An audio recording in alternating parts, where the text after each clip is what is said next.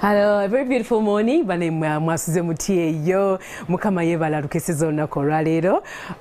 Wanoza ne timu yange ku MWASUZEMUTYA tubalamusako era tubatumiddeko nnyo abafunye amawulire ag'essanyu olunaku olwaleero tubagamba congratulations, and on a sad note those abafiiriddwa abafunye amawulire amabi in whatever form we say banaye tubasaasirako ne mukama ayongere obagumya era ateme ekkubo watali kkubo. Yes, today tugenda okwogera ku obutazaala. I know it's such a sensitive topic, naye good enough waliyo solution, waliyo treatment, buli kimu I think kirina solution. Tewali muntu agamba nti ate wano wekiruma bwekiti oba wembeera nga sisobola kuzaala nga mba nsiraanye, naye ate waliyo ekyenjawulo oba ekisobola okukolebwawo okulaba nti bataasa kugamba obufumbo oba relationship yo oba naawe ng'omuntu ayagala okukola ki okufuna baby oba okufuna abaana. So olunaku olwaleero tuline Sister Marion ava ku Bethany Hospital. Ali wano kwegamba okutunyonyola enzijanjaba ez'enjawulo eziriwo ku butazaala mu bakyala. Yes, so tugenda kuba tubitunuulira mu bujjudde era tubinyonyole bulungi nnyo okusobola obitegeera newa ew'okubisanga bikola bitya. Yes, ye byammeka bannange tuyinza obutayogera the exact price naye tubazaamu amaanyi nti naye everything is affordable. Okay, tuli naye ne Marion paka saa 5 ez'okumakya. My name is Stella Nante. MWASUZEMUTYA. Alright, thank you so much. Kitundu kyaffe ekisooka bannange tugenda okwogera ku obutazaala mu bakyala. I know this is a very sensitive topic, naye nga twagala okubazaamu amaanyi twana ku MWASUZEMUTYA tujja kuba tubaleeteranga munanga abasawo abantu ab'enjawulo aboogera ku bintu ebimu mu community, in our society. Babyogereko ate batubuulire engeri gye tusobola okuyita mu bulamu nga tulina neyo condition oba conditions ez'enjawulo. That's why olunaku olwaleero tulese Sister Marion era nga abawali ku Bethany Hospital. We are going to talk about different treatment options eziriyo. Omukyala nga bamusanze nti tazaala taba batasobola kufuna lubuto bamukolera ki? Did you know that there's a solution? Did you know that waliwo enteekateeka treatments ez'enjawulo eziriwo ng'ovudde ku bino bye twamanyire ebya habo ne weepiika obudomola oba n'ogenda ewaatu n'olowooza baakuloga different myths about obutazaala, naye nga waliyo eddagala omuzungu lye yaleeta oba procedures ez'enjawulo zibasobola okukolako ku mubiri ne bamakinga sure nti ofuna olubuto mu bbanga lye bageze. Okay, Mario, tukwaniza nnyo ku show. Neyanziza Stella. Yes, abalabi ba NTV balamusizza basebo ne bannyabo mwebali kutulaba. Amina.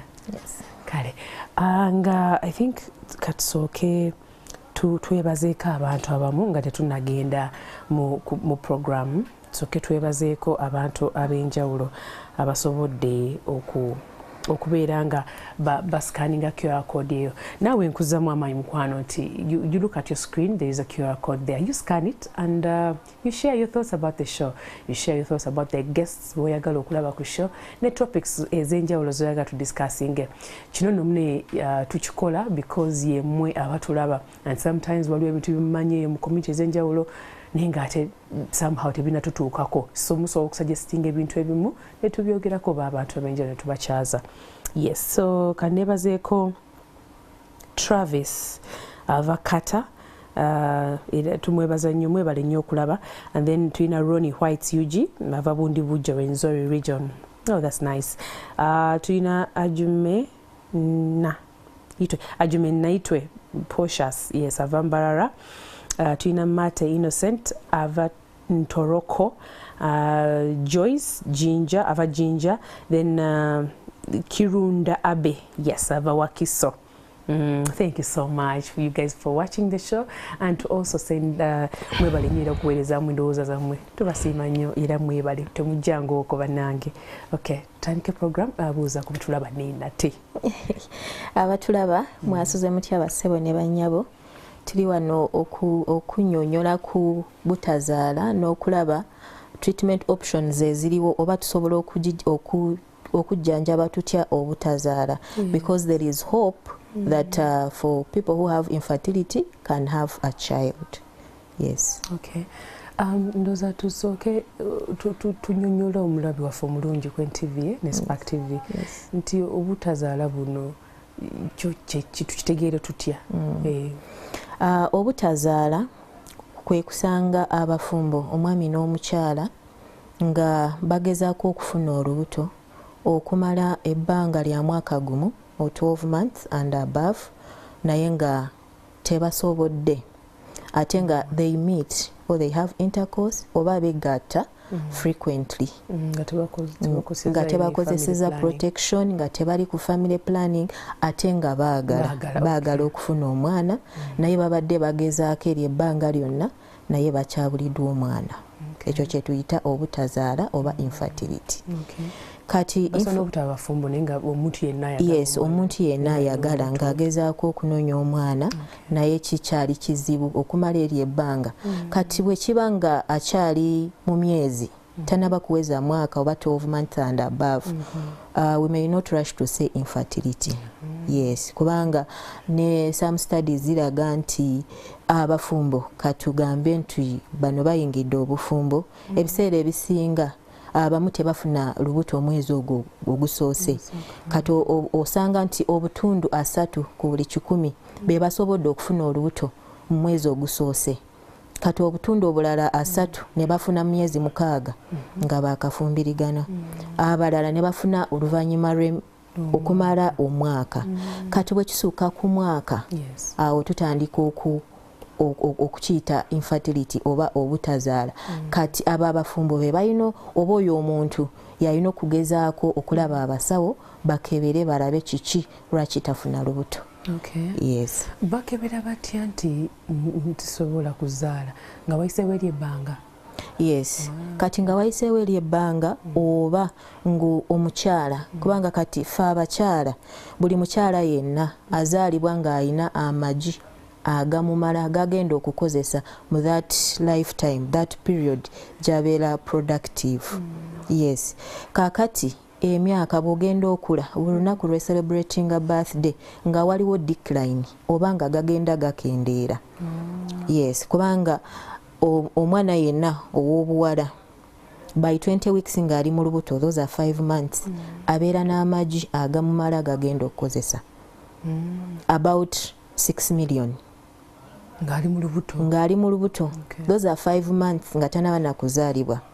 Kati at birth nga yakazaalibwa aba alina between 1 to 2 million. Now imagine that decline from 6 million at 5 months nga akyali mu lubuto and at birth nga alina 1 to 2 million. That decline continues, gagendera gakendeera nga ku puberty bwe batandikira okuvubuka ng'era gakendedde ng'alina between 400,000 to 600,000. Kati awo omwana omuwala, that is the time watandikira ogenda mu nsonga naye era still decline esigalawo. Kati yes, gy'okoma okula. Naye kati jjukira bw'atandika okugenda mu nsonga era still buli mwezi ebisawo by'amagi bijjayo eri mu reserve bireleasinga. Naye jjukira oyinza okurecruiting oba okugjayo nga 10 naye ng'erigenda okukula liri erimu buli mwezi. Kati agamalala gonna gaba tegasobola kuddayo mu store era nago gaba gafulumye. Kati ne wagenda nga wabeerawo that decline. Kati emyaka we gikoma okugenda ku mukyala nga n'amagi gagenda gakendeera. Kati ogenda kwesanga at 35 and above nga reserves zo ziri almost empty. That's why we end up getting into menopause. Tokyagenda mu nsonga nti amajigo eri mu reserve gaggwayo because of that decline egenda ebaawo. So ku bakyala emyaka buli mwaka oguyitawo waliwo kinene kyoba oggyeyo mu stowayo. Yes. Okay. Lwaki wano omwana ng'ali mu lubuto kyewuunyisa nti abeera n'amagi gatandika okumanya okujja ku myezi 5. Katonda yakikola bw'atyo nti yaplaninga bw'atyo omwana awo ku myezi 5 ebisinga byonna bye yeetaaga ku mubiri bibeera formed. Kati omwana omuwala n'amagi gagenda okukozesa okuzaala abaana oba geyetaaga okukozesa mu bulamu bwe gonna abeera nago naye era wasigala waliwo decline nti gagenda waliwo that programmed cell death like the body keeps on destroying some of the cells which now agamaji gali part kati wabeerawo that decline kyoba nkugambye like at birth abeera kati ali between 1 million to 2 million era that decline esigalawo paka ku puberty like that yes so mu bakyala emyaka is like a natural timer or a clock for your if you're targeting to have children choaba tugamba between 20 and 30 that's when you can yes that is the right time for you to have children. Now above 30 a decline now is accelerated oba nti ebisawo byo bigenda amaja gabadde mu store agagenda gakendeera ekisooka mu bungi n'omutindo ugenda gukendeera kati awo oluusi nekikuleeterawo obuzibu mu kufuna omwana yes waliwo Marion waliwo omukyala gwe nalaba ku social media ng'ayina emyaka she's actually a grandma naye ng'ali emyaka nga 6 naye nga nafuna olubuto somehow yes era neyeewuunya nnyo era n'atya n'agamba ngenda kukikola ntya nze bannange n'amaanyi agasindika n'agafuna like simanyi na kubeera maama at this age abaana bange bonna bakulu so what happened there? Ebimu ebintu tubirekera Katonda nti ye bw'aba omuntu engeri gye yamutonda amanyi nekyasobola okuwa olaba batugamba ne Saala mu Bayibuli yazaalira ku myaka 9 ye Katonda alina byakola ate ne treatment eziriko ennaku zino it is very possible kiba kisoboka nti takozesezza amagige naye ayagala okufuna omwana kati ebyo bye tugenda okwogerako kwezo treatment options kye tuyita third party reproduction nti okujjako abafumba ababiri waliwo omuntu omulala either abawadde ku one of the gametes yes ne basobola okuzaala that's why I say there's still hope for you to have a child. So Marion wano nga omanyi waliwo abantu abasinkana n'agamba nti nno omukyala wange namusinkanye emyezi nga 3 emabega tugenda n'okubeera ffenna naye njala kumanya oba azaala oba tazaala kati kangende mutwale mu ddwaliro bwamuleeta mumukebera mutya what happened there? Yes ate kati kiba kirungi era nkubiriza n'abantu bonna abali eyo nti bwoba oyagala okutandika family kyandibadde kirungi ne mwekebeza ne mumanya kubanga it is treatable there is still hope not that ntogenda kigenda okulemesa okweyongerayo okubeera ne family kati bw'ojja mu ddwaliro onoolaba specialist omukugu mu ebyo ebyokuzaala asooka kubuuza atekinga history n'akubuuza ebibuuzo ayagala kumanya kubanga ebibuuzo byonna byababuuza biba bipointinga ku kuzaala oba ku system ezaala the reproductive system ayagala amanye kati that is eyo yebeera main focus naye aba alina okukola thorough assessment nga bw'ogamba njagala kulaba oba system z'omuntu ono zonna zikola bulungi kubanga buli system emu mu mubiri eba yeetaaga ga support of the other systems for it to function well. So akubuuza ebibuuzo n'akubuuza watandika dde okugenda mu nsonga omala mu bbanga ki olumizibwa waliwo obuzibu bwonna wali ofunyeko olubuto wali ogyemu olubuto ensonga ogenda mu nsonga buli mwezi oba waliwo irregularities anything that you answer gives now the doctor a go ahead to inquire more and more kati waliwo okubuuza ebibuuzo waliwo okukebera omusaayi waliwo n'okuteeka mu ka TV balabe oba ebyo ebitundu ebizaala muli nabaana omuli enseke omuli omunwa gwa nabaana nti oba biri bulungi yes ate tebakebera mukazi yekka n'omwami bamukebera yes balabe kubanga kati kiragibwa nti infertility is both. It's actually both in women and men. Obutundu 4 buleeterwawo omusajja n'obutundu obulala 4 omukyala then obutundu 2 osanga nti bonna ababiri balina problem.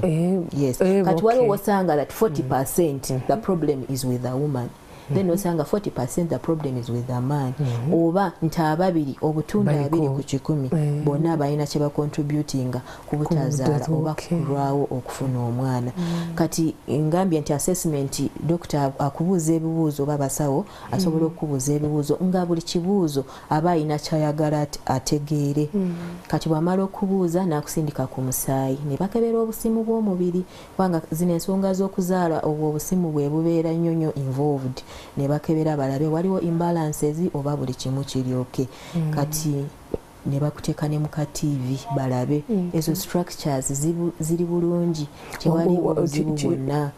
Marion kankubuuzeeko tugenda kwogera ne ku ka TV ako biki bye bakebera naye wano nga tuzeeyo ku musaayi biki ebirala bye bakebera ng'oggyeko obuyisa otya obusimu obwo obwenjawulo. I don't know what else do they check for? Yes of course bw'oba omusawo bw'aba akubuuza oluusi ayagala amanye waliwo ene medical condition gy'obadde nayo ng'ekusumbuwa kati baagala bakebere omusaayi gwe guyimiridde gutya, is there any infection? Then ne bakebere obwo obusimu, is there any imbalances like omusaayi guli bulungi oba osobola okuhandolinga olubuto oba omusaayi tegukwatagana ne bakebera balabe blood group bala omusaayi gwenkana ki ebintu bingi naye ng'esira balitadde ku obwo obusimu like the hormones that are responsible for reproduction. Are they in the normal state? Are they? Yes. Okay, Marion, kati nga tunagenda ku TV waliwo causes oba risk factors enalabyeko ku ezikozinga obutazaala nendabako being overweight oba underweight omuntu nga munene nnyo ekisusse oba nga mutini nnyo ekisusse so wano mwe bakebera omusaayi bakebera amasavu obusiwa butambuza bulungi omusaayi biki within the blood test. Kati abo basooka ne batekinga your weight. They take your weight and ne bakubulira they calculate your body mass index. Nti either oli obese or overweight, you are in the normal weight or you're underweight. Kubanga the underweight, the overweight or obesity, they also have an effect on infertility. Yes. So bw'oyingira mu ddwaliro of course ekyo kye batandikirako baagala kulaba ozito wotya your height to be able to calculate your body mass index, blood pressure ye etya, omutima gwo gukuba bulungi, meaning gutambuza bulungi omusaayi. Yes. Okay. Kale, I know tugenda kuddayo ku causes of infertility oba kyekireeta obutazaala naye kati wano ndoza tutogere mu ka TV ako bacheckinga ki exactly? Yeah. Kati aka TV kali mu bika bibiri, waliwo ke bakolera ku lubuto kye twandiise transabdominal scan oba akayita wansi mu bukyala the transvaginal scan naye nga kyoyagala okulaba other pelvic structures. Omulwadde asobola okulondawo emu ku byo oba mwe abalonda according to the condition. Yalondawo naye mu kukebera ebyobutazaala the transvaginal is preferred because it gives you a better view. Like you assess properly the structures. Yes, it is always preferred. So oba oyagala okulaba those reproductive structures nga bwe nkugambye n'abaana ebisawo by'amagi yes n'enseke nti n'abaana eriko obuzibu mulimu ebizimba mulimu obusundo kubanga ebyo byonna byebireetera oluusi okulwawo okuzaala ebisawo by'amagi mulimu ku magi byo weebiri kubanga in the some rare cases abantu abazaalibwa nga either talina n'abaana oba talina bisawo by'amagi oba ng'oluusi yalwala oba yafunako obuzibu ne bamulongoosa ne babijjamu so oba oyagala otegeere ono omuntu aluddewo okuzaala ezo systems ezitambuza ensonga z'okuzaala ziri bulungi oba waliwo ekizibu. Bwe nga bamuggyamukko ebizimba oba nga ayinayokko nga waliyoko ka kansa ekizimba ng'ekiri mu kansa ne bakisalawo somewhere waliwo omusawo gwe twakyazaala n'agamba bajjawo ekizimba balekawo kasikaate kabeeramukko somewhere there inside so kano nako kasobola okuviirako k'omuntu obutazaala. Yes. Kakati bwe bakugyamu ebizimba of course buli wantu ng'osazeewo wagendawo enkovu kye tuyita adhesions mu luzungu kati ezo adhesions nazo ziyinza okutattaaganya n'abaana engeri gye functioningamu, the blood supply, how it is supposed to contract and relax. Yes, ezo ze tuyita adhesions. Naye n'abaana erina layers oba ebitundu bisatu. Waliwo ekyebweru, ekyemakati, n'akoomunda akasemberayo ddala. Akashadinga n'ofuna periods ke kakula throughout the month, the cycle ey'omukyala, then ne shadinga n'ofuna periods, and that one has a capability to regrow eddamu nekula. So buli mwezi ekula ne shadinga for people who have the normal menstrual cycle, eba ekula ne shadinga. So osanga ebiseera ebisinga nti if ekizimba, ensundo oba the adhesions, enkovu, they are not affecting that inner part, kubanga that's where the baby attaches, awo mwana wakulira. Bwosanga nti they are not affecting it, kiba tekimugaana kuzaala. Naye ate bwosanga nti this surrounding, cause nga bwe tugambye nti n'abaana ina layers 3, zonna ziba zirina okufunctioninga bulungi to make things possible. Yes, kati bwosanga nti leeyo eddako oba erinamu adhesions nyingi, so kitataganyamu blood flow, ne kireetera kati kano akamakati obutakula bulungi oba okufuna omusaayi ogumala to support the attachment or the implantation of the baby. Yes. Ogambye nti no abantu abalina normal periods kali akantu akalinga akabubi kuna baana kakula ne kashadinga off during periods. Ate bana abantu abalina irregular oba abalina ebuzibu mu menstruation. Kati abalina irregular bafuna long cycles, like they tell you they don't menstruate or they menstruate after like 6 months. Yes, so it keeps on building and building and building without being shed off. Without being shed off.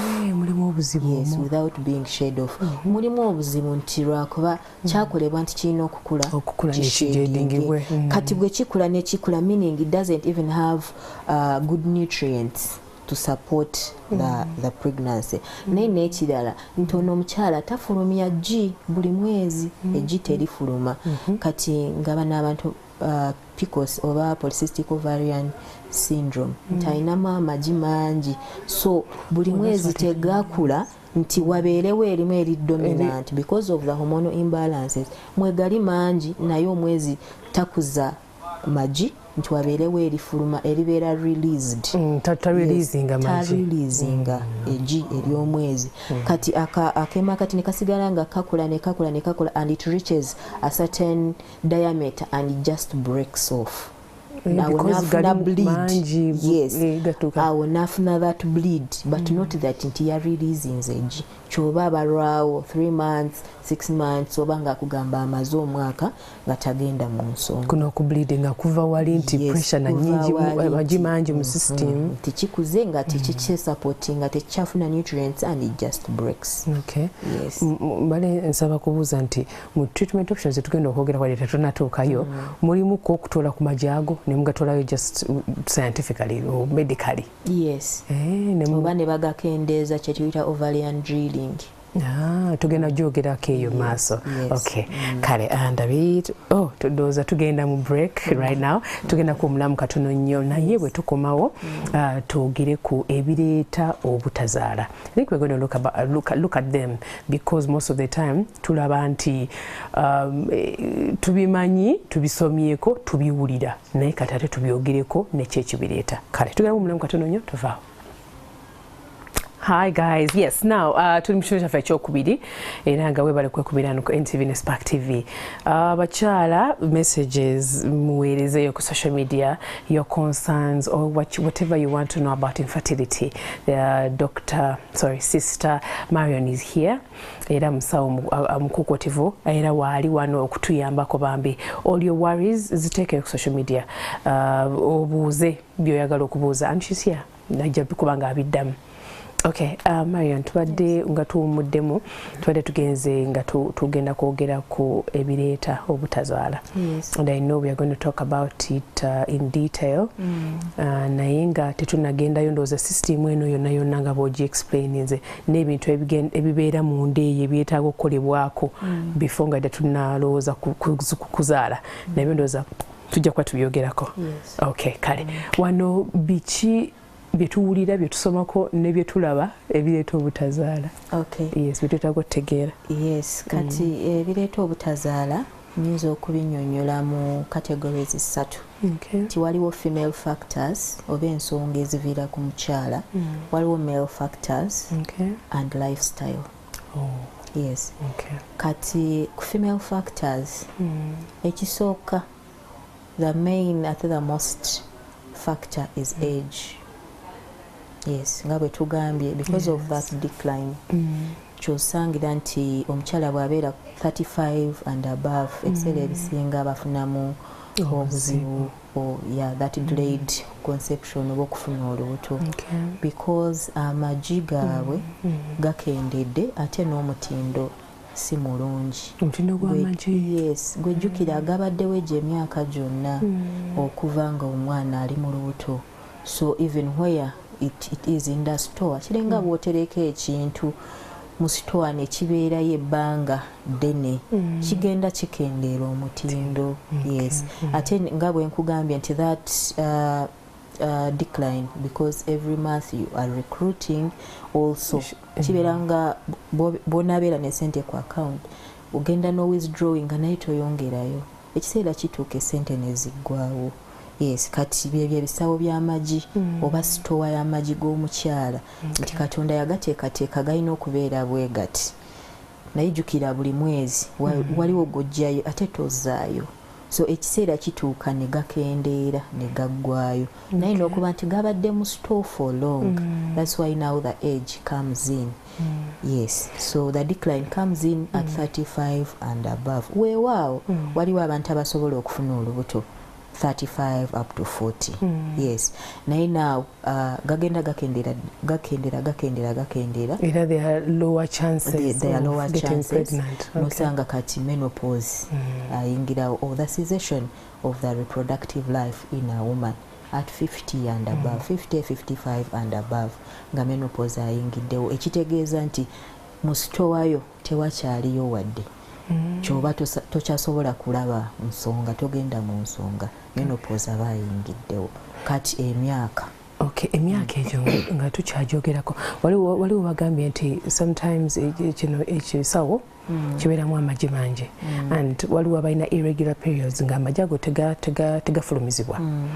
Kati omukyala oyo aba talina amagi mangi ng'asobola okufuna olubuto ku myaka eyo maybe 35 and above or 40 and above. Okay. Mangi naye era it's a syndrome nti gali bwe gatyo because of the hormones It's not normal. Yeah, it's not normal. Kubanga abasinga balina that polycystic ovarian syndrome abeera mukyala naye ng'alina hormone ey'abasajja nga nyingi, the amount or the levels ziri high. Ate nga eyo hormone ina kubeera the levels have to be high in men. Naye nti ono omukyala bw'atyo bwe yakula genetically nti ye hormone ye eyesangibwa mu basajja ne mu bakyala ebeeramu naye mu bakyala yandibadde wansi. Linda ko hormone kijogerako. That is testosterone. Okay. Yes. Kati n'abeera kyoba abantu abo balina polycystic ovarian failure balina ebirevu nga mukyala. The body is hairy. Ngeyo omusajja.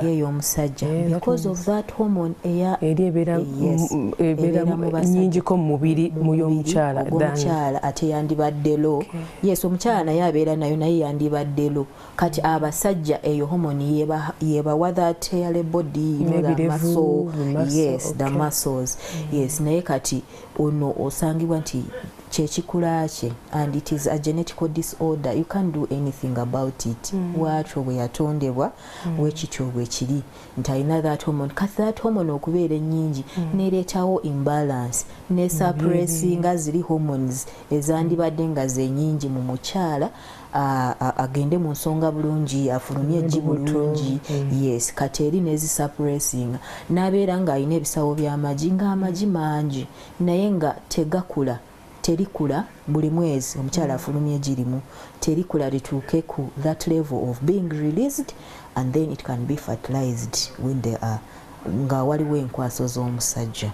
Yes, kati ekyo kyekibeerawo nti mwegali mangi naye tewabeerayo erikula gonna gakompitinga tewavaayo bali muntu likule libere released kyoba bafuna the irregular periods or no periods at all. Yes. Okay, waliwo mu treatment options waliyo okubeera nga testosterone oyo mumukendeezaako? Yes. Oh, naye tugenda gyogerako gyeri, I hope so. Yes. Okay, aho tuzeemu amaanyi nti nabalina hormone imbalance tusobola obatereeza ne bastabilizinga. Okay, kale akyekirala ekireeta obutazaala? Yes, kati ng'ovudde ku myaka mu bakyala tukyali ku the factors in female. Yes. Wabeerawo ekyo kye twogeddeko nti omukyala atafulumya G. Yes. Anovulation. Kati the opposite is ovulation. Ovulation you're able to release osobola okufulumya eggi. Anovulation nti eggi terifuluma nabeera nga alina irregular because of the hormonal imbalances that we have talked about. Kati of course weetaaga eggi okufuna omwana. Abafumbo bano oba omuntu yenna weetaaga eggi, enkwaso z'omusajja n'abaana. Ebintu bisatu biri very key. Kati bw'oba tofulumiza eggi, enkwaso ne bwe zinaabeerawo, there's nothing to fertilize, meaning togenda kufuuminga mwana. Okay. Yes. Sister Marian, kansobola okuzeeko emabega kati nnyo wano, sorry, maasoko otugambye tulina factors za mirundi esatu mu bakyala, mu baami ne lifestyle. Yes. Kati mu baami kasoke mborowingeyo ku point emu nti mu baami nga buno olaba nti fulumya amazzi naye temuli nkwaso. Tuzina nkwaso nkwaso obanga kugamba blank shots, I don't know what they're called, blank shots, nga fulumya nga tegakwasa. Ne mu bakyala asobola okuba nga tafulumya eggi. Yes. Ekyo kye tugambyeko anovulation.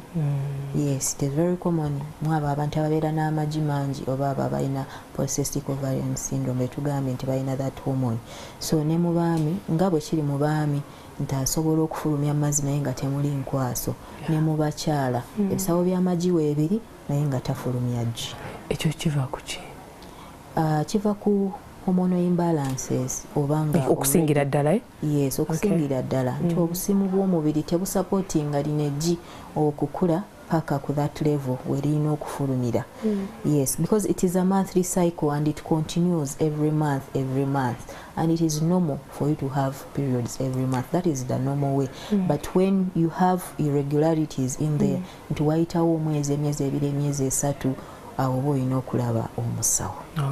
Yes. Okay. Kale kati n'ekirala nti obuzibu ku nnabaana nti oba erimu ebizimba oba erimu obusundo oba erimu enkovu, adhesions zetwogeddeko. Yes. Kakati waliwo oluusi enkovu bwereeterwa operation gye bakukolako. Yes. Kati ebika bya infertility nti waliwo primary infertility ng'oyo omuntu tafunangako lubuto. Ebbanga eryo lyonna tafunangako lubuto. Then ne wabeerawo neyafunako olubuto. Either n'azaala abaana oba omwana nga waali naye nga kati akyayagala okuzaala naye alemereddwa. Kati eyo naye ebeerawo n'ebigireeta. Yes, obanga olubuto lwavaamu obanga buli zaafuna zivaamu teri mwana nti waali anywera. Kati waliwo primary oyo tafunangako olubuto, tamanyi olubuto luyisa lutya, lubeera lutya. Yes, nenga alina complications. Yes. Kati of course alina lwaki, waliwo ensonga lwaki tafunangako olubuto bw'aba nga abadde anoonya okufuna olubuto. Yes. Newabeerawo ne secondary infertility nti waliwo yazaalako naye kati alemereddwa oba aluddewo ate nga anoonya oba ayagala. Yes. Kisobola okubaawo actually ng'omuntu alinayo kangezwe first born waali awo awuziza maybe emyaka nga gijo then anoonya second born oba third born n'abulira ddala. Yes. Ate nga yazaalako. What is that? Ezo koze zennyini, ezo factors zennyini zetuli mu kwogerako nga either waliwo ekiriwo. Okay. Nga bwe ngambye obuzibu ku nnabaana nti oba kati alina ebizimba nga bw'owulira nti fibroids. Yes. Oluusi zi-affecting other functionality kubanga kyekintu ekitalina kubeeramu. N'abaana terina kubeeramu bizimba, terina kubeeramu nsundo. Erina kubanga bweri in the normal way how God created it for it to function properly. Naye kati bwe wayingirawo ekintu kiba kitaataaganya engeri gy'erina okufunctioningamu to support the baby if the baby implants. Yes. Kati wetugendera okulaba mu treatment options nti oluusi bwe bajjawo ebizimba ono omuntu aba asobola okukola ki okuzaala if every other factor is okay nga tewali kirala bakebedde the only issue that is at hand ebizimba ne mugamba kasooke tubijjemu then tulabe abasinga bakonsivinga oba bafuna olubuto. Mu kujjawo ebizimba ebyo Marion at some point era walekebwawo enkovu ate era enkovu esobola ate okuviirako omuntu obutazaala. So sometimes waliwo technology oyo gwenda bakozesa nga bajjawo obukovu obwo buli ku somewhere in the system nga babujjawo era still nga bamaze okujjawo ekizimba ne bajjawo n'enkovu. Is it possible? Kati olaba emibiri gyaffe gya njawulo. Nze nyinza okufuna ebbwa nerindekako sika nene naye nga gw'ofune ebbwa eddene but your body heals and there is no scar that forms. Kati bwe kityo bwe kiri ne mu bakyala nti afunye operation omu n'afuna adhesions ate nga those adhesions ziyinza okubeera nnene nnyo nga bw'olaba abawumula amatu n'afuna keloids. Yes. Kati that is the nature of your body. Nti any trauma causes ate a swelling. Kati beba abafuna adhesions ate abamu tebafuna nga bamukoze operation. Yes, waliwo enkovu because they cut but the nkovu healed or the scar healed very well. Yes. Kati oluusi enkovu nazo bwe ziba nnene omusawo n'akola ka TV n'akebera n'alaba nti enkovu nazo ate nga bagenda nazo bagezaako okukola ki okuzijjawo. Naye oluusi bw'osanga nti kyekikula ky'omubiri gw'omuntu oluusi ozijjawo then atryinge within like 6 months nga tezinaba kweyongera ate nnyo bw'aba asobodde okufuna olubuto awo kiba kirungi. Naye bwe kigaana kati awo akomawo ne balaba engeri endala gye basobola omuyamba oba okumujjanjaba. Yes. Kati badde twogera ku nsonga za nnabaana nti ebizimba obusundo enkovu. Yes, waliwo n'omuntu okuba nga talina nnabaana nga yazaalibwa bw'atyo talina nnabaana. Marion nga tetunagendako oyo bambye oyo atalina nnabaana. Obusundo buno nga bwe tubulaba outside buno bukwata maybe ku liiso oba wa anywhere in the body bwe bumu busobola okugenda mu nnabaana? Yes. Ne buyingira munda mu eyo middle part the endometrium nga bwe nkugambye nti nnabaana erina 3 layers. The outer part, the perimetrium, the myometrium, and the endometrium. Akakomunda. Akali functional. That is a functional layer on the uterus. Omwana wakulira ate ye shedding off neddamu neba build up alongside like the cycle. Yes, kati obusundo bwe bugendamu ako akakulirako omwana. Jukira when like it is very small, very microscopic. Kati akasundu kaba kasobola okutaataaganya the fertilized zygote to implant. Awo we kali bwe bubeera munda awo omwana wayina okukulira. Yes. Kati nakyo baba bakikebera ne balaba bw'olina obusundo ne babujjamu kubanga omwana batasobola kukwatawa ataakinge atandika okukula. Since waliwo something foreign nekitalina kubaawo. Yes. Osobola obusundo bujja naturally sometimes ate ebintu ebimu bijja ku binogamba tekavuddewa. Kati ebiseera ebisinga ebintu ebyaffectinga reproductive system biva ku busimu bw'omubiri. Nti obusimu bulinga wiring y'amasannyalaze. So any fault in the wiring can now lead kisobola okuleetawo yes obuzibu either low or high or abnormal functioning. So ebintu ebisinga ne zino fibroids what fuels them is the very hormones that we have in the body and the very hormones that are responsible for ensonga ezo ez'okuzaala. Yes. So ekintu kiba kirungi naye ng'ate kyekiviiriddeko obuzibu oluusi. Yes. Kati ne tubeerayo n'ensonga zo omumwa gwa nnabaana. Omumwa gwa nnabaana. Kati nga omumwa gwa nnabaana waliwo fluid erina okubeera produced oba amazzi agava mu mukyala gagenda gachanginga depending on on the day of the cycle. Yes. Kati nti of course bw'otandika periods all you can see is the blood. Periods bwe zigwa n'otandika okulaba like a thick discharge, whitish. Naye genda ekyusa like color and then you know that the texture. Yes. Kati it is natural for it to keep changing because it is facilitating something every other time. Burechuka waliwo kyebe facilitating, and that alone can be followed to, you know, to test if this person has a normal cycle or not. Yes. Nti kati bw'omala periods zo, of course bw'otandika periods nga n'amagi eri amalala gatandika okukula. Bwe gatandika okukula kati ovulation abantu abalina 28 day cycle eba erina okuhappeninga at the 14th day. So menses ogenzeemu for like 4 days, and the first day is what we take as the day 1 of the cycle. Yes. So around day 9 to day 14 where ovulation has to happen, the agamazi g'omukyala gaba galina okuba nga gakyuse nga gali kiriya ate galinga eminyira. To facilitate the sperm swim through and reach the egg. Yes. Kati abamu balina infertility oba balemererwa okufuna omwana because of that factor. Into that secretion does not change to facilitate the penetration of that. So mwegatta omwami na releasing enkwaso naye nga teziyitamu. They don't get the way through to reach the tubes where the egg is. Ekyo nakyo ne kireetawo obuzibu. So kibeera nga kikwafu nnyo. Nga kikwafu nnyo. Kati egundi tezisobola kuswiminga through blocking obujjo okuyitawo. Yes, tezisobola. So that happens for like 4 days from day 9 like to day 14. Kati bw'omala ovulatinga bw'oti, okay, ate neziddamu nezikyuka.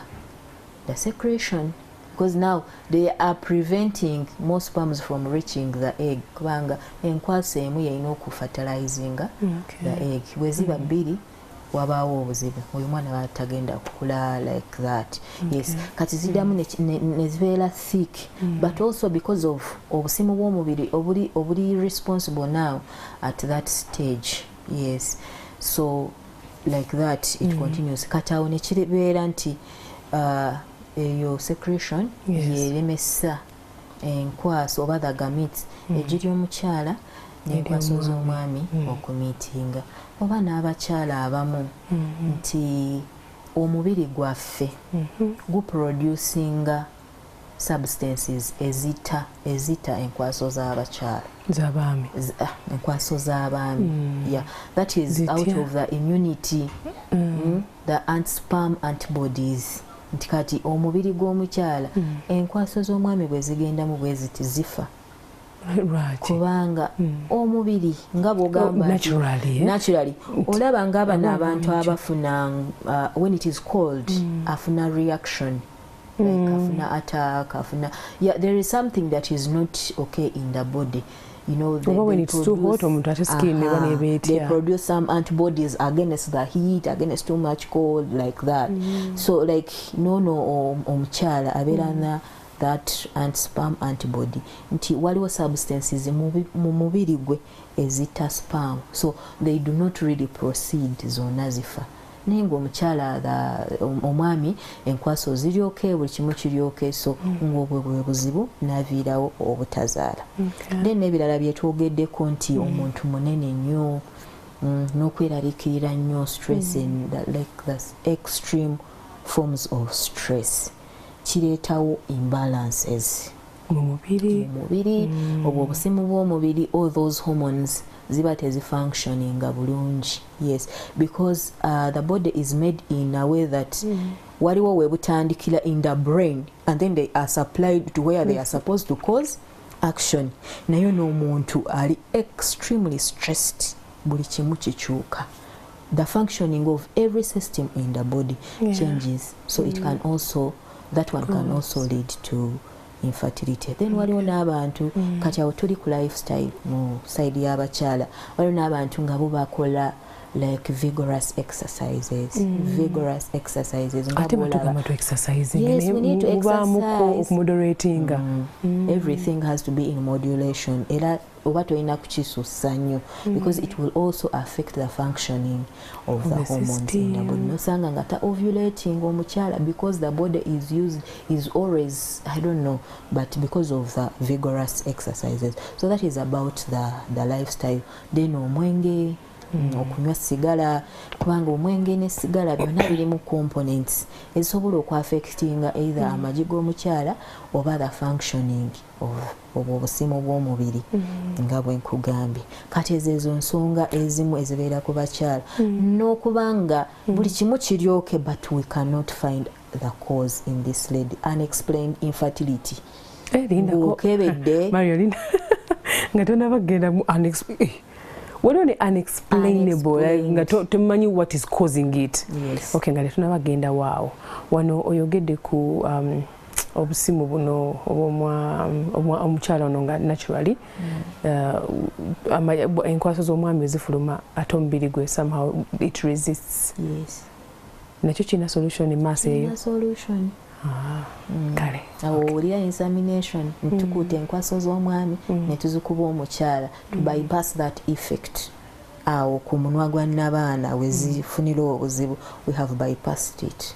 Okay. Yes. Kale batugamba nti omwenge guno osobola okunywayo maybe a glass ya wine to wine nungi mu digestion and everything but should it be taken in moderation or not at all, like in moderation? Obuzibu we buli actually when we talk bwetwogera ku mwenge oba okunywa sigala it is the excessive. Kale omwenge for sigala any component in there that, depending on how our bodies respond. There are those waliwo gogenda okusanga nga ye akeera ku bbaala naye azaala buli mwaka nga bwe nkugambye emibiri gyaffe.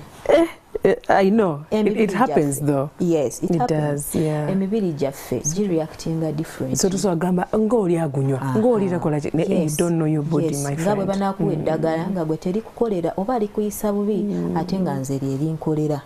So our genetic composition, our blood composition, there are very many things that are different in our bodies.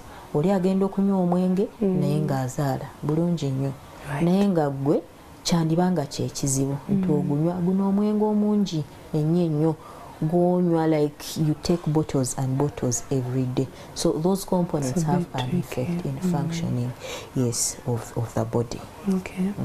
All right. So talking about lifestyle, is that all with the lifestyle or waliwo ebirala bitulese vigorous exercises nazo when you push yourself to the limit because you want results you yogala ku losing weight, you're under pressure, jukira ate nombiri kutaddeko stress eri wano, you want to lose weight, ate nombiri nago kutaddeko stress. So I think that's ate n'abamu in that time it affects their diet anga tayagala gaining wadde so are restricting a diet, and mind you we need these nutrients for the proper functioning of the body. Yes. Okay. Bali abali underweight or overweight abo bakitya amasavu gaba mangi nnyo mubiri. Amasavu gaba mangi kati n'osanga nti connections obusimu bw'omubiri connecting kuva mu brain or where they are produced to get to where they are supposed to cause effect.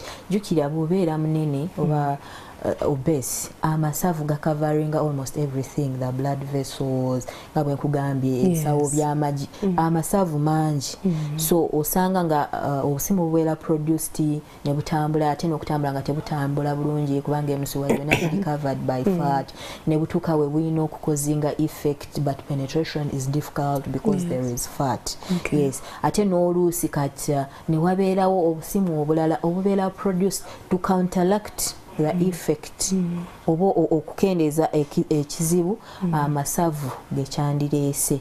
Kati nosanga kati obwo bubadde produced bwa affectinze buno obulina okukola ku reproduction. yes. Okay. Bana abakyala bana bali overweight betuli mukwogerako right now naye waliwo engeri gy'okumufunisaamu olubuto naye ate anamusitula atya nga ali overweight, so waliwo engeri gyemukendeza weight yo y'omukyala oyo nga tanaba kufuna lubuto. Okay, tugenda kuziraba mu treatment options zetugenda okutunuulira, and then also tutunuulire ebireeta obutazaala mu baami kubanga tetuba kuteeko. Tugenda Alright, welcome back. Ekitundu kyaffe ekyokusatu webale nnyo kwekumira ku programu yaffe. My name is Stella Nante and I'm with Sister Marian from Bethany Hospital. Tuli mu kwogera ku obutazaala and wetuwumulidde wali tukwata ku ebireeta obutazaala mu bakyala, netutunulira ebintu ebyenjawulo, netutunulira ne lifestyle, bino ebintu okunywa obintu nga okunywa omwenge, sigala, n'okugenda mu gym oba wonna okola exercise naye nga ziri vigorous, z'amaanyi nnyo, omubiri gubeera strained. That's why abantu abamu bafuna n'emitima ne gyabikira gye baddukira oba ki, naye nga tobalansinze oba tomoderatinze exercise.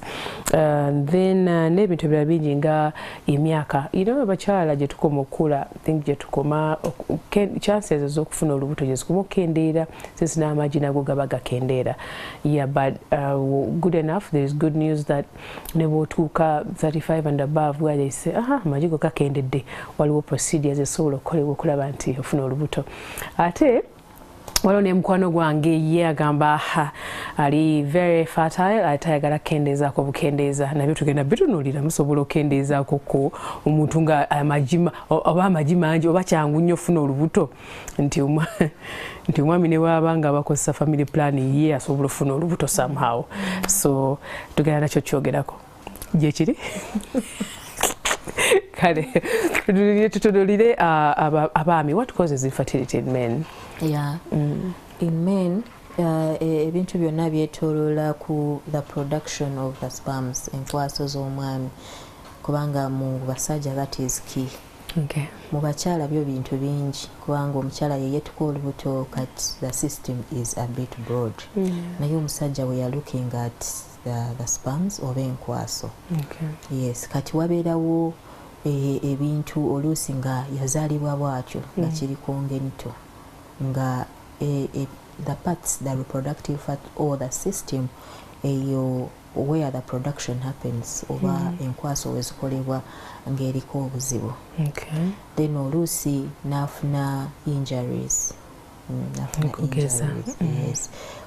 Oluusi nga bamulongoosezza nga waliwo ekitabadde bulungi ne bamulongoosa, kati mu kumulongoosa mu reproductive system. Okay. Mu kumulongoosa system nebeera affected. Yes. Kati osanga oluusi abamu nga the production is okay, nga factory ekola bulungi, enkwaso zibeera formed oba zibeera produced, naye nga tesobola kuva mu factory ate kweyongerayo wezandibadde, ngezo ekubo erizitwala liri blocked.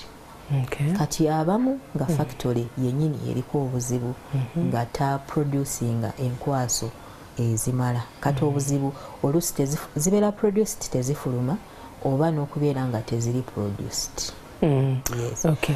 N'ekkubo eryo okuba nga liriko obuzibu, ekkubo erizitwala nga liri blocked oba liriko obuzibu, oba nga n'abamu tasobola kuyimirira bulungi because okufulumya oba olina okuyimirira bulungi like during intercourse and you reach orgasm, because very many things now facilitate enkwaso okuva weziri mu factory okufuluma tezigende wabweru oba ziyingire mu mubiri gw'omukyala wesobola okumitingira eggi. Yes. Oba nga ezimu zifuluma nga tezikuze bulungi, nga bonna agamba they are immature, and ekintu bwe kiba tekikuze oba tekituukana na mutindo ate kiba tekisobola kukozinga fertilization. Yes. Kati nga producinga naye buli kiseera zifuluma nga ziri immature. Bintu bingi ebiba bikireeta oluusi still nakyo kigenda ku busimu nti the hormones ziri responsible to facilitate the production ziriko obuzibu. Okay. Yes. Oba nga because of the injury yaleetawo sikasika ne blocking ekubo nga zibeera produced and tezisobola kufuluma. Okay. Yes. Kati ebintu ebimu biva ku still lifestyle. Yes, unhealthy habits like masturbation. They weaken the vessels.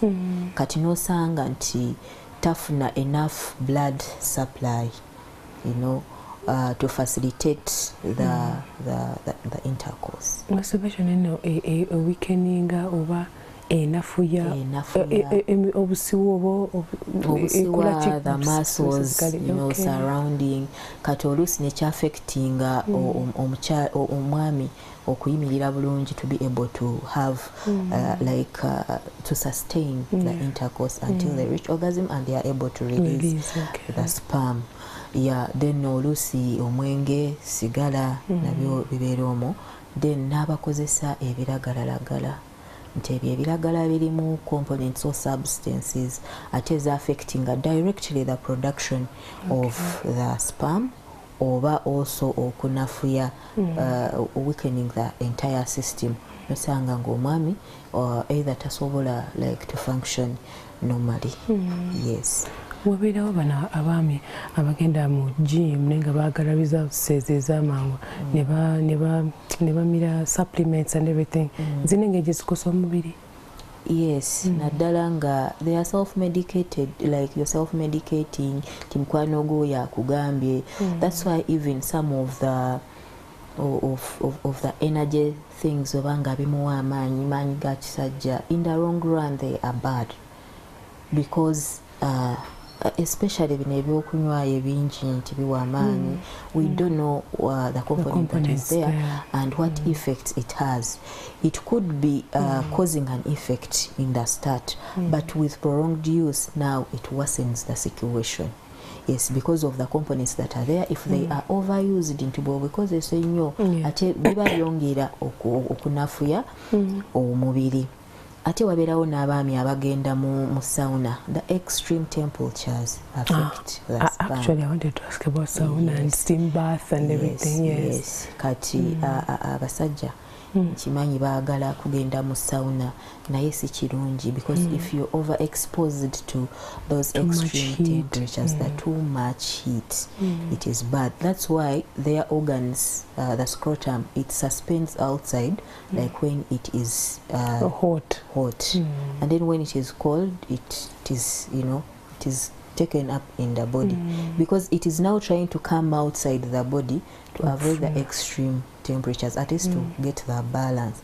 Kati wosanga nti you're always overexposed to the extreme temperatures, nakyo kikuviirako obuzibu. Kyoba nabana abantu like the drivers who drive long distances, tabeera you know, in one place, are seated, you know, they are exposed to heat and everything.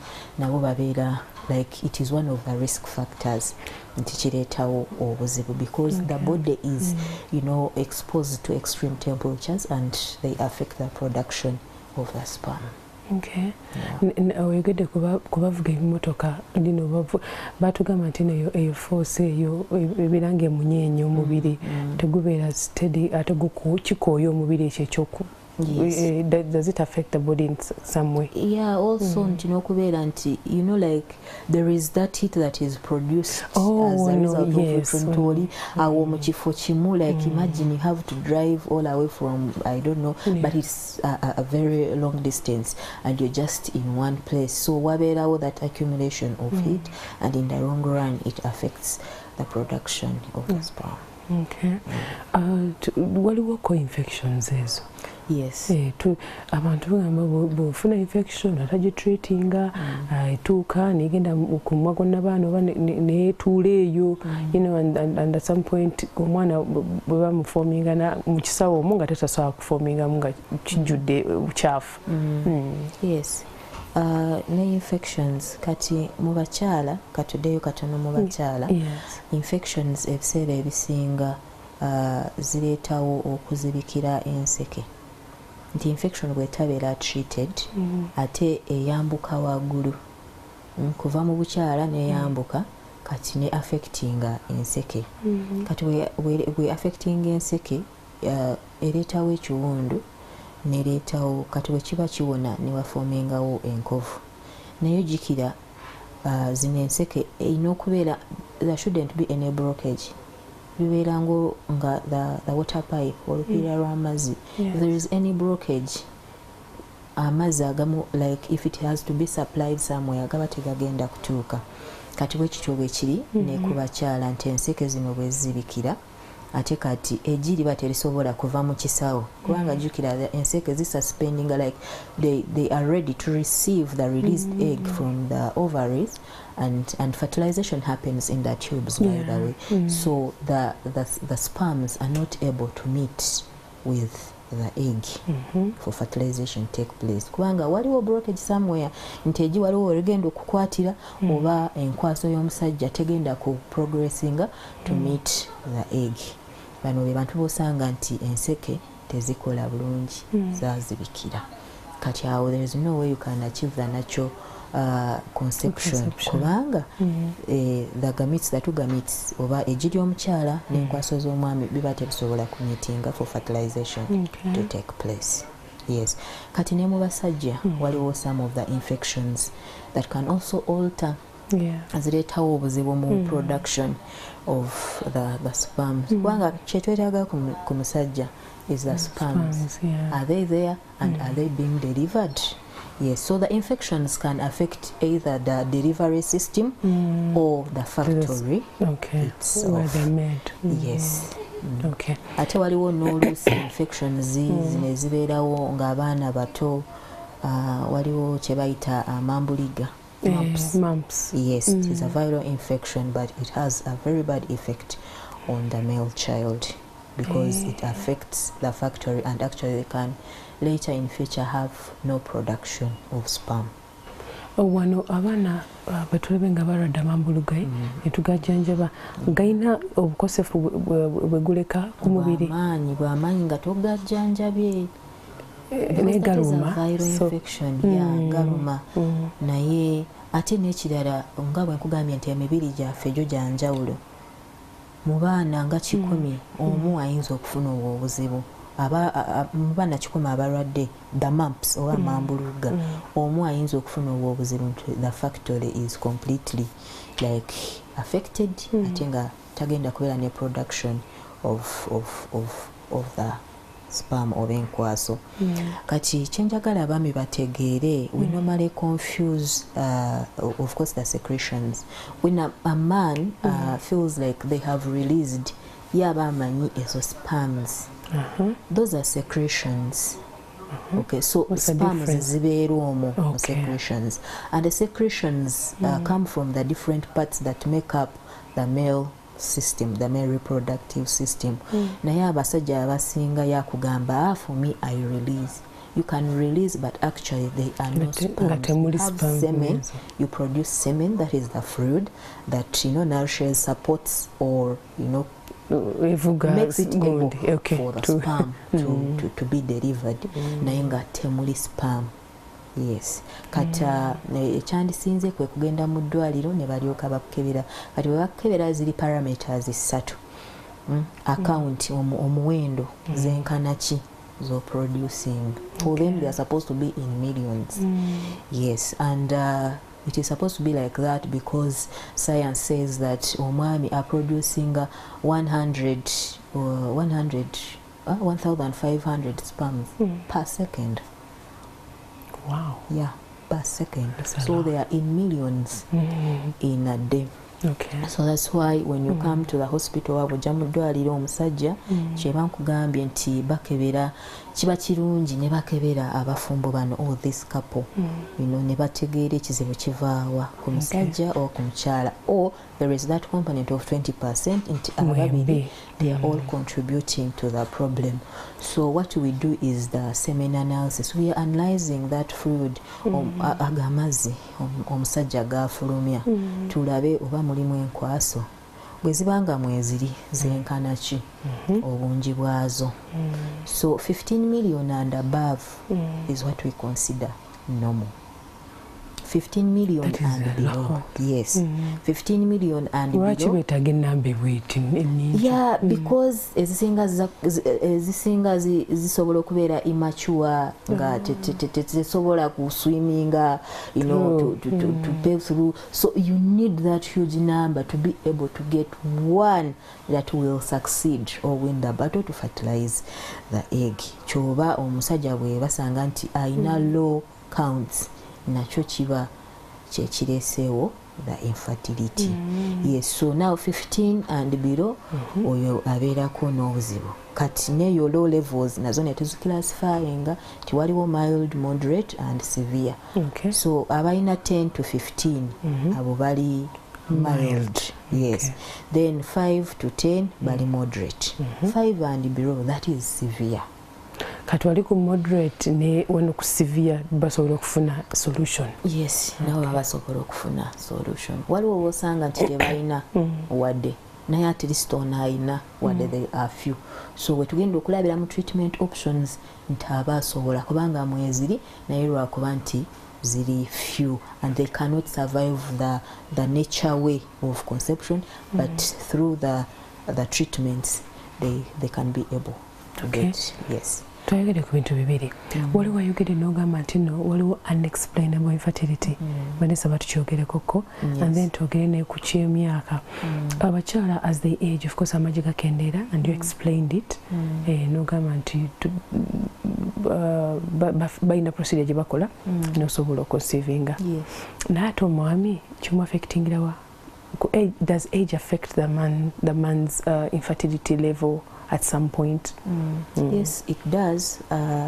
Though in men, most times it is not really considered.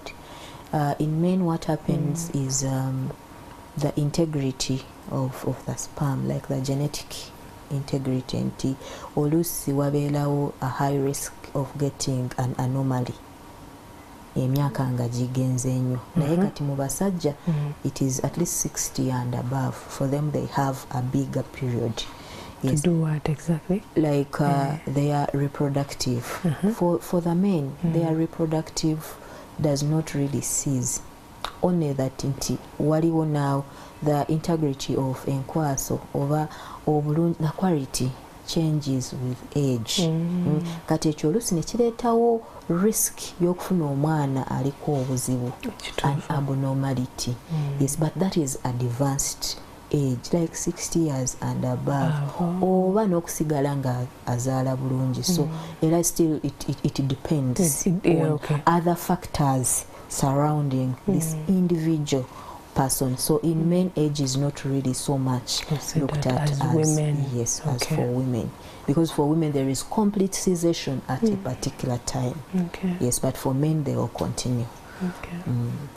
Unexplained infertility is where the doctor has assessed nti bakebedde buli kimu. Bw'aba mukyala n'abaana teriko buzibu, enseke ziri bulungi, producing amagi, like the lady ovulates, nti bakebedde ebintu bingi naye tosobola kugamba nti kye kino. You can't point out the specific thing. Yes. Nga bonna agamba nti ono fibroids zandibanga ze zireese obuzibu, enseke ziriko obuzibu zazibikira oba tezifunctioninga bulungi, oba atafulumya magi, oba amagi gakendedde galinga agata functioning, the quality has really gone down. Naye kati mu unexplained infertility bagezaako okufuna olubuto tebalulaba, naye bw'okebera the couple, there seems to be no significant factor that you can point at n'ogamba nti kino kyekyandibanga kyaleeseewo. That is if mukebedde omwami n'omukyala. Yes, infertility. Nga omwami ali okay n'omukyala ali okay nenga somehow baganya. Somehow olubuto oluganye. Wow. So speaking of somehow olubuto oluganye, are there misconceptions about infertility that we need to really put out or explain to the public that? Yeah, of course, in our community, the misconceptions is that we blame the ancestors. They are not happy. If it is a woman, the Sengas. Because in that case, the Sengas are not happy. But obviously, there are things that we beyond to God that are beyond, or we haven't reached that level of properly assessing each and everything. Netumanya nti obuzibu buli wano. As science is evolving, you know, you never know with time. If everything seems to be okay, there can be another test that can be done to confirm where the problem is coming from. Okay. Yes. That's good. Okay, kale kana kasida ke tugenda ogendera mu treatment options, and I hope chala aliyo omwami and whoever wants to get a child nenga mugezezako byemugezezako nebigana. I think this is the time, you know, tusembera tuwulirize these options and how they are done, you know, and how long it takes for a woman to conceive, or for the man okutereeza system ye, then nekibanga ekyo kitereera. So tutandike ndoza ku treatment options, then tweyongereyo. Yes. Ka treatment options ziri mu bika bibiri. Waliwo ze tuyita conventional treatment, and then the assisted reproductive technologies, the ARTs. Kati the assisted reproductive technologies ziri advanced. Naye katusooke tulabe ku conventional treatments. Treatment yonna omutendera ogusooka kuba assessment from the doctor. Yes. Okay. Infertility is not like malaria. Ntowulidde fever, chills, temperature, nomanya. Exactly. Infertility. Yes, you are very normal. You are very okay. Apart from maybe bubanga oinayo irregular menses and probably you're reading and you think, but there are those people who have irregular menses and they are happy. What are irregular menses? Okay. Irregular menstrual periods. Tagenda mu nsonga buli mwezi. Ye ngaali eyo ali happy, like for me sigenda mu nsonga buli mwezi, omanye oluusi nazo zitusumbuwa mu nsonga. Omuntu agamba nze mpisaawo emyezi 3 ngaali okay, but obviously kati ngaffe omuntu bw'ayogera bw'atyo oba omanya nti waliwo obuzibu, because the normal thing naturally a woman, if they have started their menstrual period, it is supposed to be monthly until a certain age where it ceases. Yes. Kati omutendera ogusooka ku byonna kubeera assessed, okulaba omusawo n'akwasessinga. Abantu bangi babeera eyo nga batrayinga naye ng'amanyi it is, we are still waiting on God's timing. God's timing, because you haven't had assessment and obviously you don't have any, you can't feel any symptom that, you know, confirms to you that you know infertility. Yes, it's not like malaria, as I have said, that you feel fever and the loss of appetite and the chills, and you're like, this could be malaria. Yes. And also with the treatment options, you cannot just walk to a clinic and you are like, me, I want this. Oh yeah, you can't just go over the counter. Yes, still it's not like when you get a headache and you walk to a pharmacy and you ask for Panadol and the headache goes. No. Still omusawo yasalawo. In these treatments, sometimes as a patient, a client, you don't have a choice. Okay. Yes, because it is the assessment that will guide which treatment option. Mu assessment we get to understand chichi ekyaleeseewo obuzibu, and the treatments are focusing on that very cause of infertility. Yes. So omulwadde tasobola kweronderawo Marion n'agamba no, me I want this, mwakikola oli nange kyenjagala.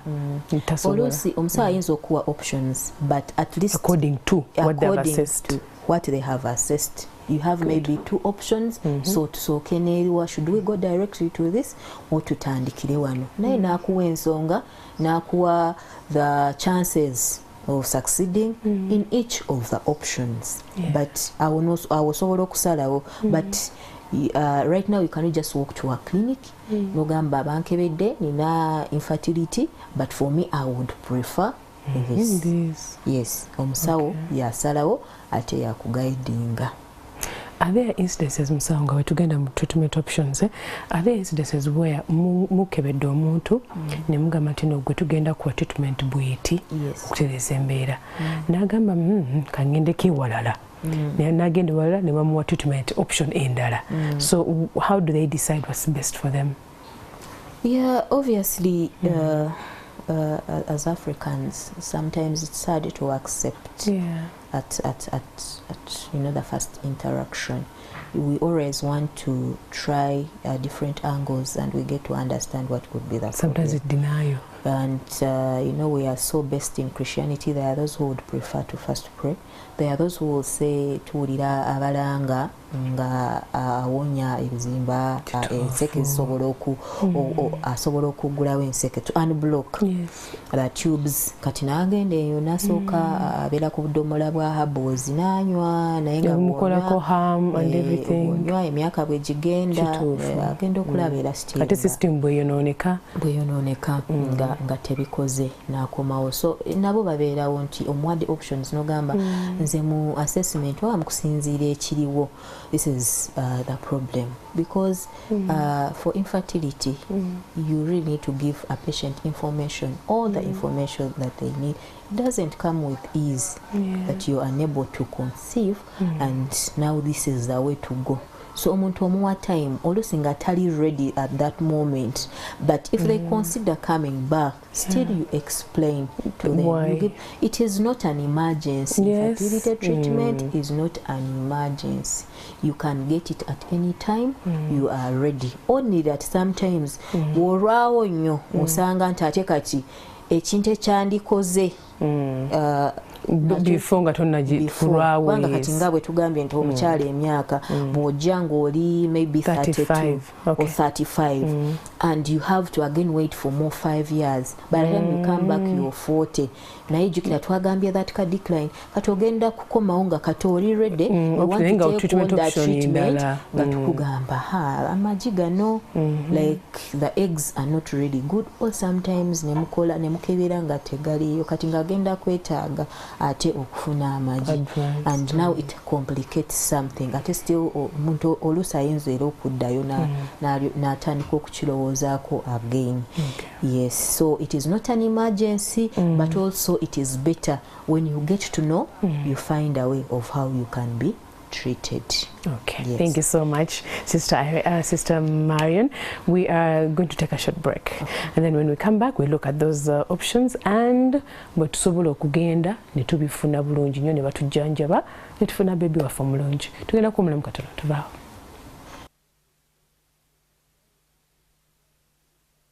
Thank you so much. This is our last segment. Ngenda kuyita mu comments. Thank you so much kuteekayo comments zammwe. Omusawo ono agenda kuba abayamba okuziddamu.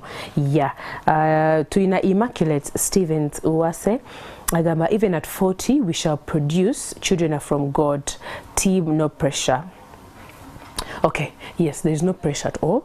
So Marion, yeah, there is no pressure at all for sure. And for someone who is not struggling, who is not already having delayed conception, for people who are finding conception with ease at 40, at 45, someone can conceive. 50. But we are looking at someone who is already struggling or already looking for a child. Nenga tamufuna. Yes. Wetwagala okuyamba. Yes. Oyo not sigwe nti oyagala kuzaala at any oyina n'abaana ozaala buli mwaka whatever time.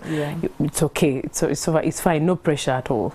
Frederick Ramsey, nze nsuubira tuve mu kukozesa ebiragalalagala ebitasaanidde. Okay, webale kuteesa Frederick.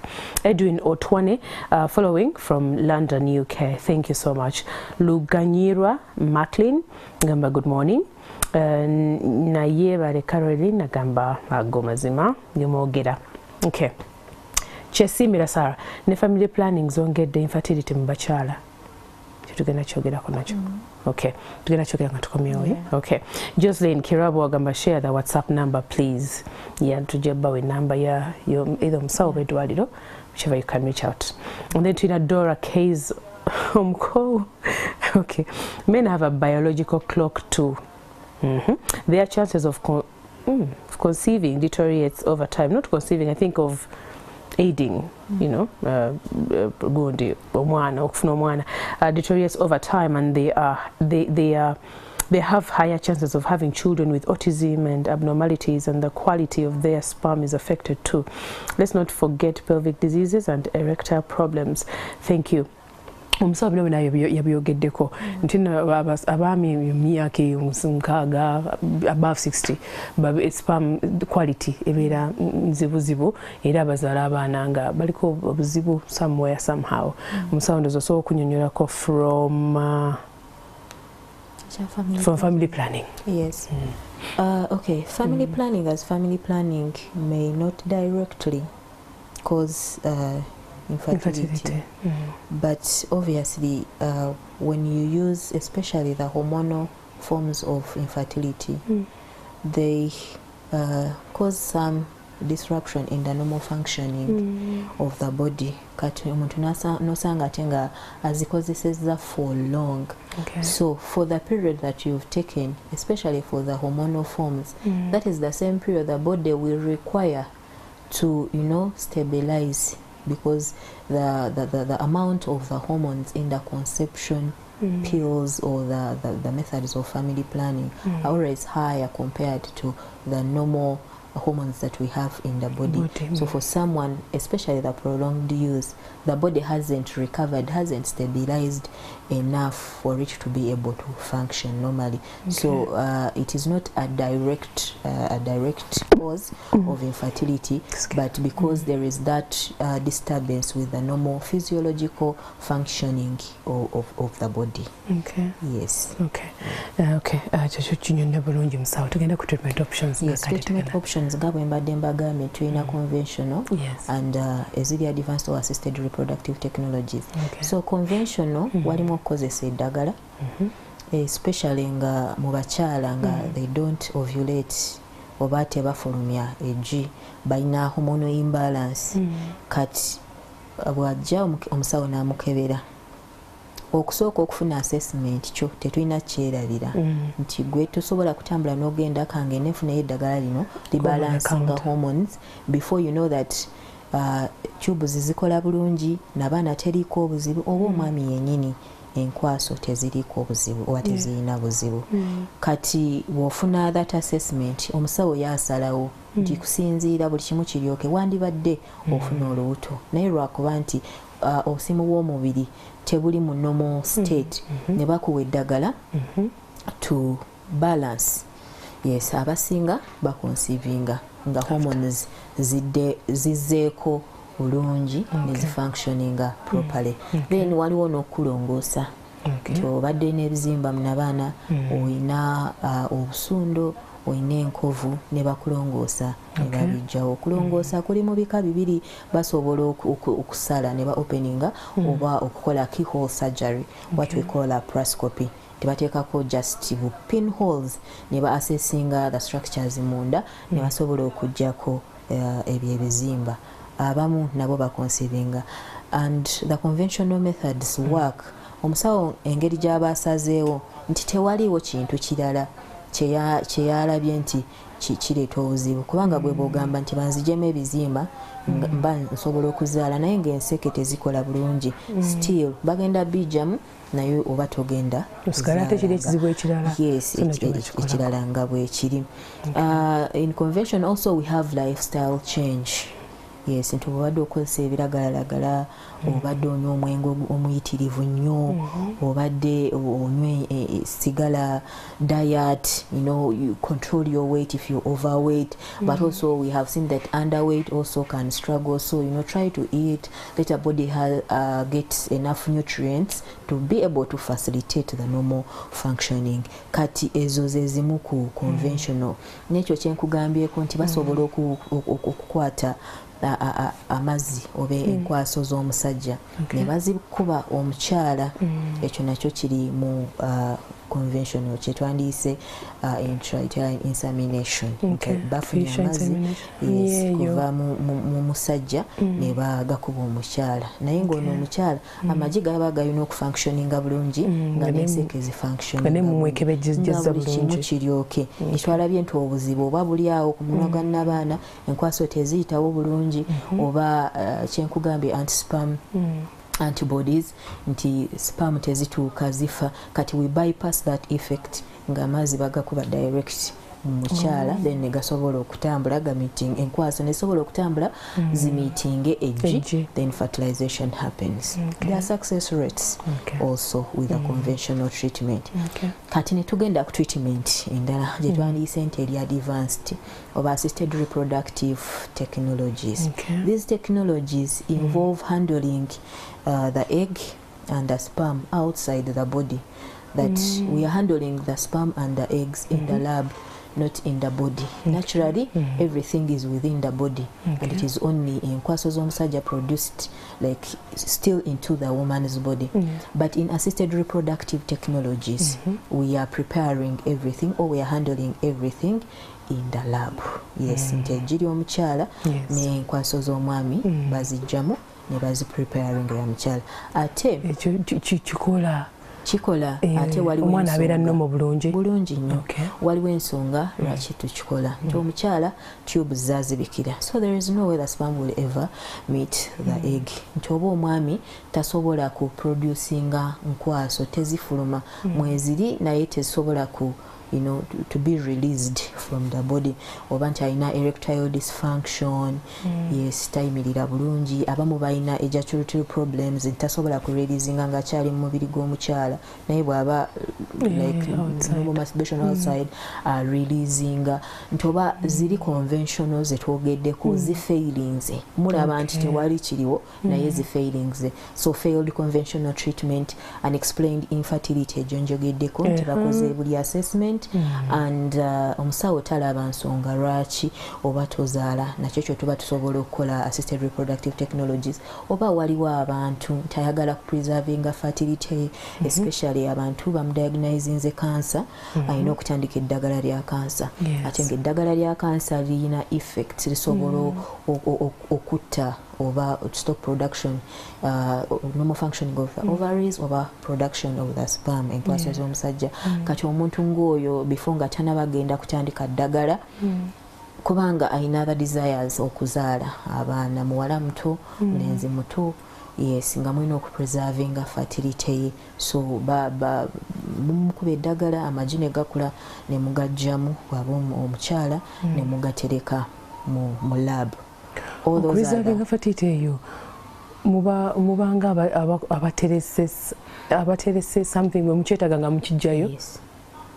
Lindako kati ogambye abaana nga bakyali bato like nga bakyali bato maybe mu myaka nga bakyalina ebiruubirirwa naasoma onaakola atya ane mukikola mutya kati katugambe notukusoma sipase banaye temutufuna bubi but omanyi waliwo career okutwala oba n'okuba nga tanaba kufuna asuta omubeezi ate ng'alaba emyaka gigenda kyekyo kyogeddeko oba nga kyalina kyagoba abasinga ennaku zino we want to first have money, stabilize, build, and that my family is going to settle here. So yes, n'abakyala oluusi omu ng'afokasinze ku career, the different careers, not only education, naye nga ono oba muyimbi oba muddusira the athletics, so ng'alina okusooka concentrating ku ekyo then bw'anaamala addemu ku by'okuzaala. So obutafiirwa omukisa emyaka okutambula, you come in and ne bakuwa eddagala amagi ne gakola ne bagajjamu ne bagatereka, so w'olyagalira okujja ogakozesa n'ojja. Kati bwe mba nkomawo ngakozese like maybe ngakuwadde nga ndi about 30 and when I come back nga nina 40 gaba gakyaliwo nga mugapreservinze. Eddwaliro we musenguka mbajjawo amagi gange. Of course, we have to make sure that what the patient has entrusted us with, we keep it well. We have to keep in contact. Ne bwe tusenguka era still we have to make sure that yes, abantu basigning a consent.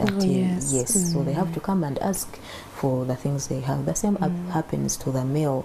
Yes, agenda for maybe treatment, maybe cancer treatment, sobola okujja na tereka enkwaso. Kati ebyo byonna birimu assisted reproductive technologies. Naye abasinga gye tumanyi obulungi is IVF, the in vitro fertilization. In vitro meaning nti kikolebwa outside, outside the body, so in the lab we tukolera ne tufuna enkwaso z'omusajja ne tufuna amagi g'omukyala ne tukola abaana. Okay, abo abaana ne tuba transferring back into the woman's uterus. Tegasobola kulira eyo waliwo bana batala kwetikka. Nedda kati oyo tayagala kwetikka awe kugambidde third party reproduction abaafunayo omuntu amwetikkira for them mothers. Yes, please. Marion, ebintu tubiraba ku firimu netugamba surrogate, ba celebrities bafuna surrogate, tebagala kwetikka, tebagala kukoowa, balina performances wano, alina okutambula n'agenda eno n'akola emirimu, tayagala wano emyezi omwenda egyo giyinza omuzzaako emabega, tayagala kanfuna omuntu omulala amwetikkire. Omuntu oyo mumutegeka mutya? So kati kye tulina okumanya nti the assisted reproductive technologies enjogerako bwe ziri mu Uganda ate nga zikolebwa ate nga zirina good success rates. Yes. Kakati nga bwe kugambye those are the indications nti yafairinga wali ayagala kutereka preserving fertility, omusajja alina obuzibu, omukyala alina obuzibu, alina reserves zaweddewo amagi tegaliimu, oba already ali menopause, oba abamu bafuna obuzibu nti mwana muto but waliwo kye tuyita premature ovarian insufficiency nti ebisawo by'amagi tebiina reserve gye tusuubira ku myaka egyo. It is a genetic problem nti ebisawo by'amagi reserve yagwako mangu ate wabaayo ekikireeta, it is more of a genetic thing. Yes. So najja mwana example egyo myaka ng'emeka, maybe 20, 25? Even 20, 25. Nasanga nga reserve kubanga waliwo ekitestinga ovarian reserve. So n'omusanga nga mwana muto ate wabadde osuubira to be in the normal levels nga it is completely low. Nti ne bw'okola scan olaba nti ebisawo by'amagi tebiinaamu oba biinamu matini nnyo gotasuubira ku myaka egyo. Ekyo nakyo kibaawo. So those are the people that benefit from the assisted reproductive technologies and njogeddeko IVF. Waliwo n'endala gye tuyita intracytoplasmic sperm injection nti bakwata enkwaso z'omusajja ne bazikuba mu gi ery'omukyala. Kakati omuntu bw'akola IVF, now those are the methods of fertilization. Bw'akola IVF kati ne tujjamu amagi. Of course tutandika n'okwasesinga ne tulaba nti oli fit ne tutandika okukuba eddagala amagi ne gakula ne tutuuka okugajjamu. Kati bwe tugajjamu nga mangi nga gawerako abasawo basalawo okusinziira the quality and how they can see the eggs. Ne bagamba tugaleke ebeere nga natural but outside the lab.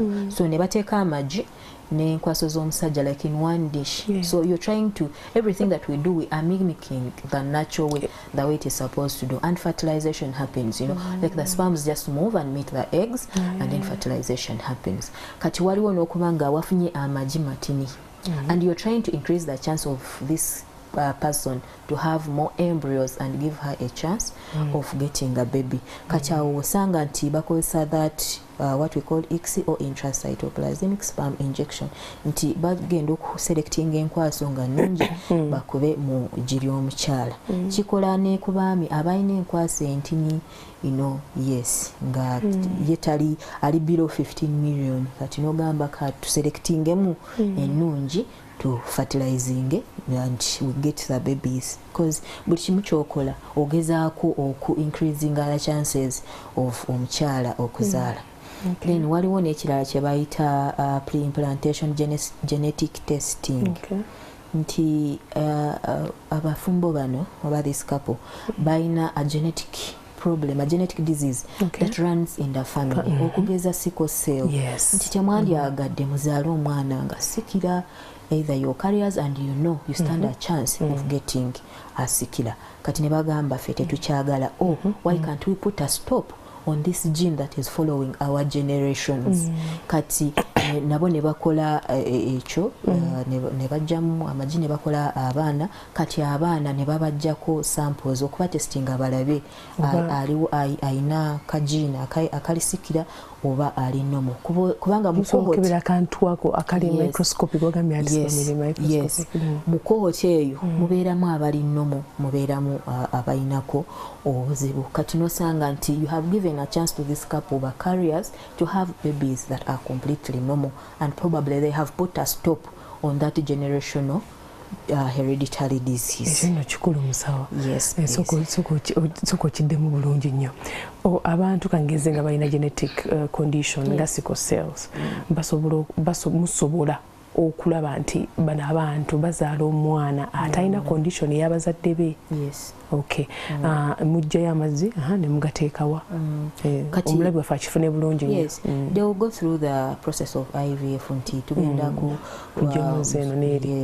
omukyala tumuggyemu amagi agakuze then n'omusajja atuwa enkwaso tukole abaana. Kati bwe tumala okukola abaana the embryos ate kati ne bakebera abo abaana bennyini balabe kubanga wali mu magi ne mu nkwaso tosobola kumanya nti eno enkwaso erina obuzibu lino eggi liriko obuzibu tosobola kutegeera naye kati bw'okola ba babies because now we have gotten combined the gene and remember these parents are both carriers so you have combined the gene of the dad of the man and the woman so you are trying to test to see if where did we get now the trait that has over that gene. Yes. Eina sikira oba eziri nomo kati nosanga nti obawadde chance okubawa baby ali nomo kubanga mweyo cohort agamaje go fertilizing nofuna embryos wabeeramu abali nomo wabeeramu abaina abakarenga wabeeramu abaina ekirwadde so nosanga nti osazeewo obawe abali nomo and they have gotten a healthy baby. Yes, that is beautiful. Yes. Okay, oyinayo endala? Zezo ezirimu assisted reproductive technology kwanga twogeddeko ekyo ekyokutereka cryopreservation nti we are preserving someone's fertility and we are keeping their gametes then IVF and that ICSI and PGT or pre-implantation genetic testing. Okay. Yes. Dr. nga ngenda okubuuza ku ebigambo obusembayo neyo way forward ogenda otubuulira ebintu ebyenjawulo byemukola wano nga nina sizala nkubalongo naye nga njagala abaana babiri oba basatu oba bana mulundi gumu oba bataano mukikola muti ekyo ekyo kikolebwa naye era still tetusobola gamba nti tugenda kuwa balongo kubanga Katonda yasalawo nti tukoze the assisted reproductive technologies IVF and for it is different that in the natural cycle we have only one egg being released. Here we are growing all the cohort that was selected both ovaries so we are retrieving like 10 in each and we have 20 and when we fertilize of course there is natural selection but when we fertilize we end up with like 10 good embryos so you have and these are your babies by the way and we cannot put the babies into you so we ask the patient how many should we put but we don't exceed 2. Yes, we don't exceed. There is a number that you have because we know what comes with carrying, you know, a pregnancy of 2 and everything. But even if we put 3 or 2, one can attach, and the other 2 can attach, or none.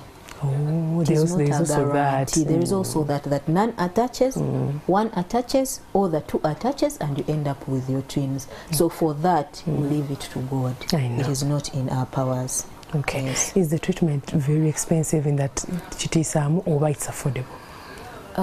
Of course, obanga tosobodde kujja n'olaba abasawo ne bakunnyonnyola okukiwulira outside tugamba kiri very expensive. But yes, you get to realize that it is not expensive and it is also a kind of treatment option like any other disease. Nga bw'osanga nti omuntu basonda sente miliyoni 5 tezituuka kweyonta. But if it is a problem that you want sorted or solved, esente tezibeera nyingi. Ziri nyingi nti ebikozesebwa nabyo biri expensive. Yes, the process alone is expensive. Okay, tubulie ku Bethany there. Katuweddeko. Yeah, thank you so much. Stella Marion Atwezche, nurse manager at Bethany Women and Family Hospital, and at the same time a fertility nurse, and all the things that I've been talking about, the fertility options, the services are readily available. So you only need to come in and check the hospital, get consultation with a specialist, get to interact with the team, and get to be helped of any problem that you are having. moving. And I encourage all the couples to come and be assessed, especially if there is a delay in conception. And also we have a discount, end of year discount. You come and get the services at a subsided cost. Yes, the things that we are saying are expensive. It is now the chance for you to come and benefit from a discount. Thank you so much. Okay, so there is no number to call? Yeah, of course there is a clinic number where you call and you book, and I can read it for us. 0774 99 0663. It is 0774 99 0663. That is the fertility clinic number. When you call in, all your inquiries will be responded to. Okay. Yes. It's Bethany Women and Fertility and Family Hospital. Women and Family Hospital. Yes. Please. Okay, Kali, thank you so much. I love you guys. Let's meet tomorrow. Wiki yakatandika mukama mulungi tubina bitambula bulungi. Kasubira muyina kye muyizemu mu segment y'olwaleero. Kale, reach out to Bethany Women and Family Hospital. Baba yambeko ku bizibu ebimu bindala. Kale, mbagala nnyo mukama bankuumire.